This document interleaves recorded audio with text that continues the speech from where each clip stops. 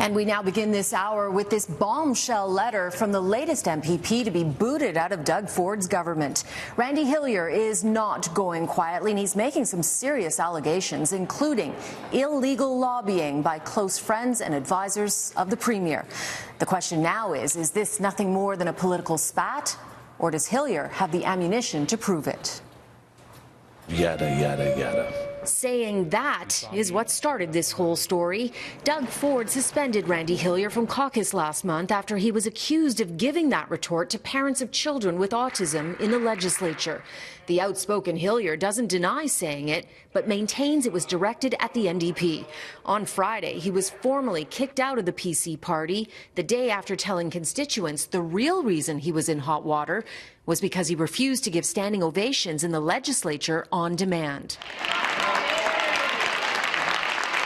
Today, his letter goes far further, saying the Premier's top two advisors have been on a relentless campaign to have him ousted since August, and he gives 10 reasons why he was expelled. They range from his refusal to do a video supporting the government's use of the notwithstanding clause to demanding members be permitted to engage in debate. The most serious, though, is number 9, for raising concerns of possible illegal and unregistered lobbying by close friends and advisors employed by Premier Ford.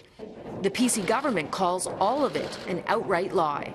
The Premier's office has sent a letter out to all of the media and that states categorically that every one of the allegations in the letter from Mr. Hillier are false. Actually, that's not true. PC staffers were instructed to drown out media questions by clapping loudly after government announcements. Are you told to clap? They only stopped after they started getting too much attention and a public backlash ensued. Like, who tells you to clap? There's no doubt the Conservatives are running a tight ship and MPPs are expected to toe a very strict line. It led to MPP Amanda Simard leaving the party after she got into a fight over French language rights. Do you think there's too much power centralized with Premier Ford's office? I mean, clearly, yes, because I'm not the only one that thinks that, and I'm glad that people are starting to see it. Are you specifically? Did you see anything illegal? I don't think there's any. I don't think I can't say I've seen anything illegal. Hillier has provided no evidence of any illegal action. The opposition, though, is calling for an OPP investigation.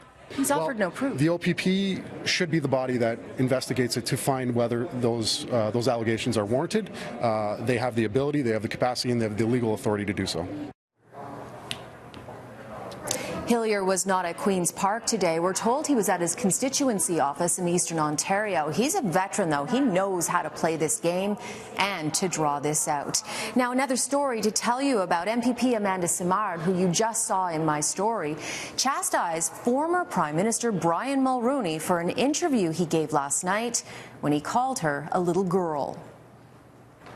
I think the positive side of that is that people are overwhelmingly denouncing those comments and think that it's very from a time of the past, and the fact that so many people are denouncing his comments is encouraging for women in politics. I think we need to support women in politics and not retort to those types of name calling. The allegations that Randy The former Prime Minister gave a statement today apologizing for his comments, saying he should have called her a young woman. Now, Brian Mulroney was defending his daughter Caroline Mulroney, who is the Attorney General of Ontario. She has been tasked with mending fences with the French community.